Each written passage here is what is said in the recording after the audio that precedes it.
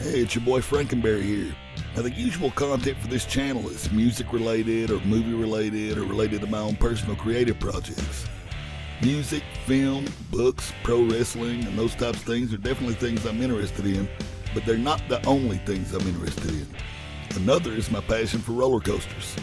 I love everything about them. I love to ride them, I love to look at them, I love to learn about them, and I love to watch videos about them. Some of my favorite YouTubers run theme park or coaster channels. Some of my favorites are El Toro Ryan, OK Coasters, Airtime Thrills, Coaster Studios, and many others.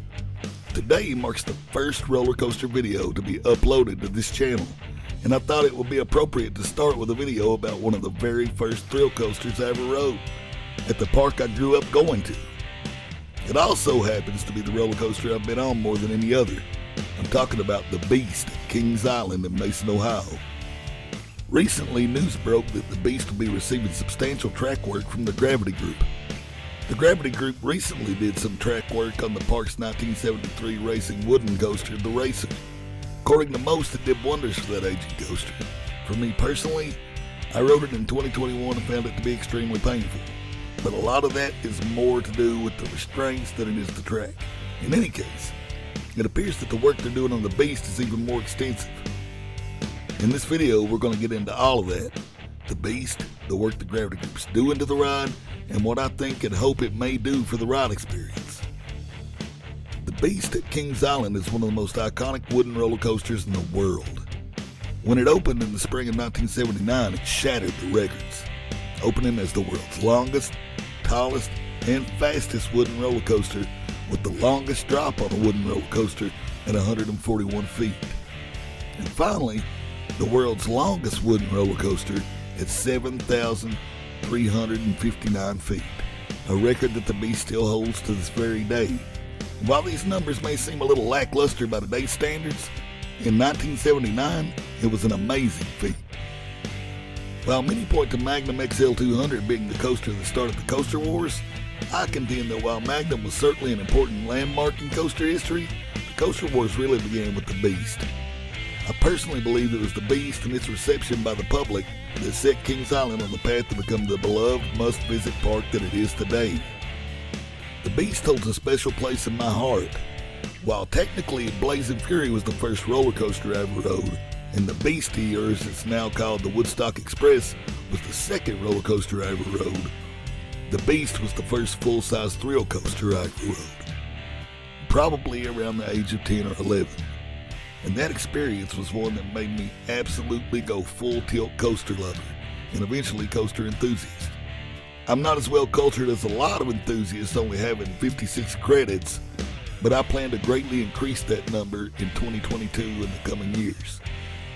My love of these magnificent machines is so great that they are the one thing that finally gave me the determination to get serious about losing weight after a trip to Dollywood to ride Lightning Rod ended in a disaster with me not fitting on the ride and 2 other coasters.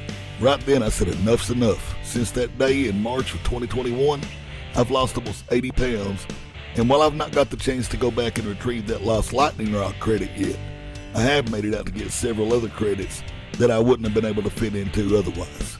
So in a way, considering some of the health problems that my weight has caused me, roller coasters are actually helping to save my life. And all that love and passion comes directly from riding the Beast with my stepfather, who's now passed on, the very first time. Scared to death and shaking uncontrollably as we climbed the lift hill, only to explode with joy before we hit the tunnel at the bottom of the first drop. You can't buy memories like that. So as you can imagine, the Beast is a very special ride to me. When I heard the news that the Beast was getting some much needed TLC from our friends at the Gravity Group, I was beyond thrilled. I'd heard a while back about their new prefabricated wooden track, and it sounds as if it may be the future of traditional wooden roller coasters, considering some of the potential for stronger, smoother, and longer lasting track. And the fact that Gravity Group has already been delivering fun, smooth rides for some time now, even without that new track, gives me hope that with this new track style and their expertise in wooden coasters, they may actually be the ones to finally make the Beast live up to its full potential. See, I can remember when a ride on the Beast was a fun, out-of-control ride that lived up to the name of the coaster.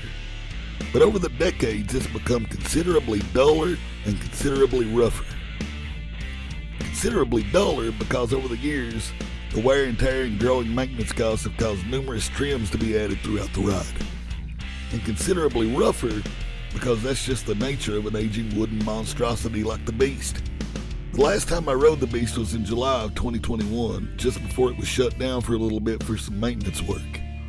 It was down for the first part of the day, but I finally got a chance to ride it in the afternoon, and it was running considerably rougher than I've ever seen it run before. Well, I can't give you a solid number. I'm sure I've probably rode it close to 100 times throughout my life.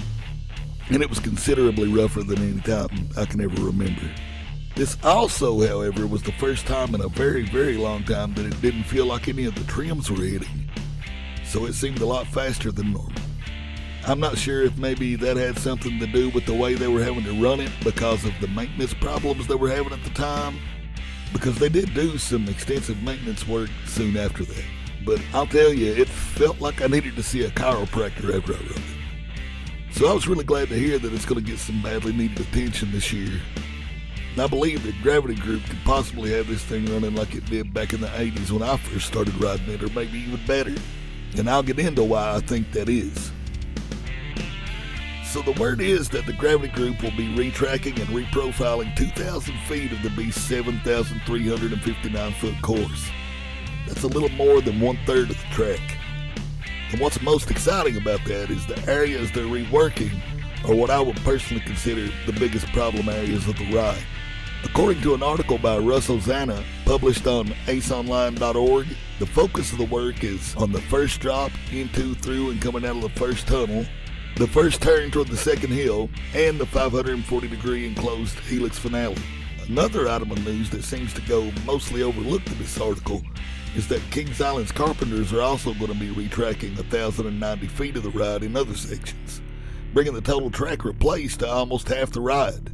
Now what I want to do is go through all these different sections of the ride and what they're going to be doing and what I hope the outcome of it will be. Number 1, the first drop. When the Beast was designed and built, designing roller coasters was done by hand. There was none of the computer-aided engineering in the industry in those days. This, of course, leads to a less precisely built ride and a little bit of a rougher ride. The Gravity Group is basically giving the Beast a brand new first drop.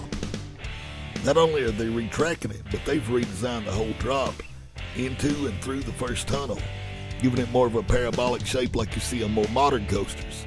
In doing this, the drop will have a new angle of descent, taking that drop from 45 degrees to 53 degrees, almost 10 degrees steeper.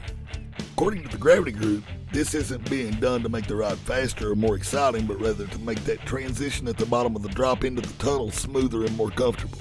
But I believe, regardless of the intent, it will make that first drop a little bit faster and a little more exciting. And I'm really anxious to see how that drop will feel now. And I really believe it's going to be a noticeable positive change. Number 2, the first tunnel and the first turn. The work on the first drop continues with the track and structure being completely replaced all the way through the first tunnel and the first turn. And that first turn is maybe one of the most important parts of the work in my opinion. They're also retracking up the second hill. That first turn has always been a bit abrupt and stiff, but in recent years it's got particularly rough. Considering how smooth some of the Gravity Group coasters are, I believe they'll be the ones to finally get this turn the way it should be. I expect it to still have good laterals, but be smoother and less abrupt and jerky. It'd be awesome to be able to enjoy that second hill without being in recovery from the Beast trying to slam you through the side of the car in the turn. I'm hoping maybe we can actually get a little airtime over the top of that second hill now, but we'll see. The third and final section that we know the Gravity Group is going to be working on is that enclosed double helix finale. From the pictures that I could find online, it appears that they're doing a lot of work in this area. It appears that a giant section of the double helix, starting at the bottom of the drop off the second lift hill, has been completely ripped out, structure and all. I'd say this section is probably about 1/4 of both levels of the helix, starting at the bottom of the drop up to the start of the tunnel. This section of the ride has always been my favorite part. It's always felt rough and out of control, and the laterals are insane. They're completely rebuilding that big chunk of the helix from the ground up and retracking the top layer of it from what I can tell all the way through. I would expect this section of the ride will stay the same, but be profiled a little better and most likely track much better because of it. I think it'll still be as intense and still have that out of control feeling that we all love so much, but without the rattle that makes it shaky and rickety feeling. Now let's talk about that other 1,090 feet of track that Kings Island's carpentry guys are going to be working on. I think a lot of folks just glanced over that part of the story. I noticed that on the drop into the helix that the top layers of track were all stripped off. So I would guess that's probably going to be part of that 1,090 feet. In the pictures that I found online, I also saw that the turn and long covered straight section back by Orion also appears to be getting some pretty extensive retracking.